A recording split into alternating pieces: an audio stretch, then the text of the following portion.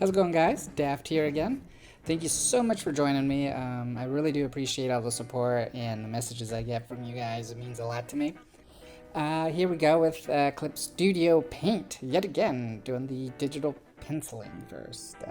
He went through a lot of different looks until I finally said, you know what, I kind of like the old school eyeballs that are connected look, so I went with that. Yeah, I've said it many times, the program is growing on me quite a bit. Gotta admit that, and I still enjoy inking by hand, just because it's the last step, sort of, in the drawing process, and it does leave quite a bit of the mistakes that I like, sort of blotchiness, and sometimes this line's a little thicker than it should have been, but you know what, just leave it, it's got some personality to it. So here we are, yet again, guys, with cancel culture, but I gotta admit, I think there's a lot of hysteria built into this one that was kind of unfounded. It's such an absurd thing to think that they were going to take off the Mr. from Mr. Potato Head, but if you had to really read into it, you gotta really look at the situation, and by looking deep into that whole thing, you would have realized there's just no way that a company was going to basically cut their profits in half by getting rid of the Mrs. Potato Head or Mr. Potato Head and combining everything into one big box. That would never have happened. So they just wanted to get away with the label issue and just not including the Mr. or Mrs. And I think there's even like a baby potato head. Once upon a time. It's been a while. I'm really old. I never had a potato head.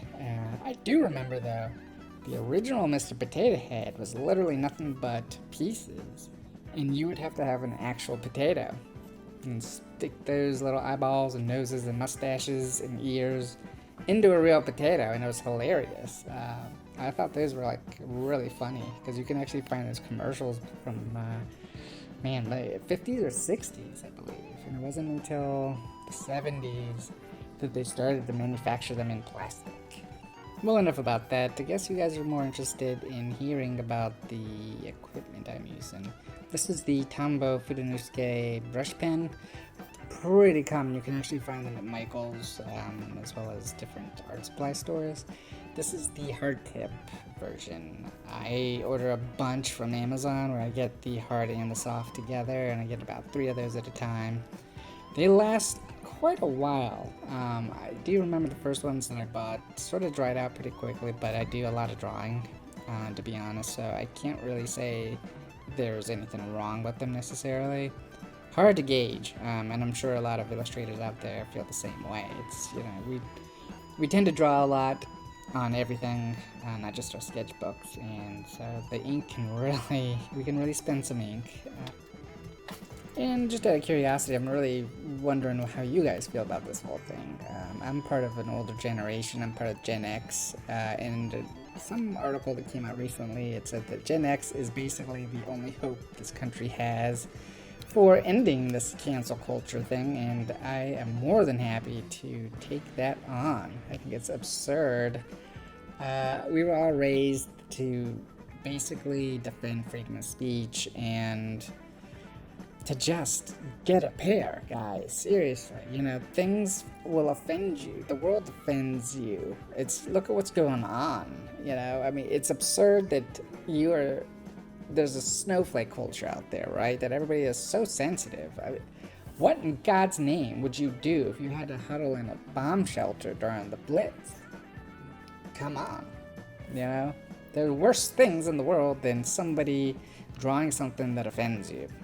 But nonetheless, that's my little soapbox stance for the day.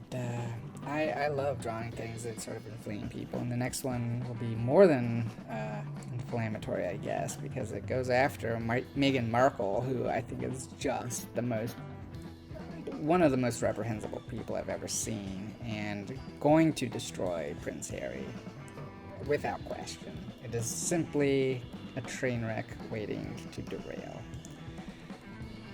Does that make sense? I don't know. Anyway, thank you so much for joining me, and as always, don't forget to like and subscribe. Bye.